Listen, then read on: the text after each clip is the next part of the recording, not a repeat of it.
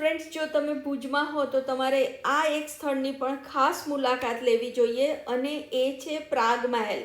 Prag Mahal city મધ્ય જ આવેલો છે અને પ્રાગ મહેલની બાજુમાં આઈના મહેલ આવેલ છે.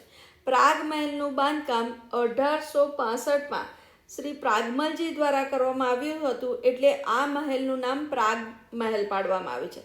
ફ્રેન્ડ્સ, આ મહેલને બનતા લગભગ 14 વર્ષ જેટલો સમય લાગ્યો હતો અને ઇટાલિયન શૈલીમાં, એટલે કે ઇટાલિયન કારીગર અને આપણા કચ્છી કારીગરો દ્વારા બનાવવામાં આવેલો આ અદ્ભુત મહેલ છે.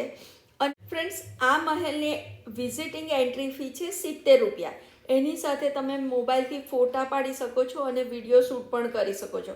ફ્રેન્ડ્સ, અને આ જ કેમ્પસમાં પ્રાગ મહેલની બાજુમાં એક આઈના મહેલ આવેલો છે. એની એન્ટ્રી ટિકિટ છે 30 રૂપિયા.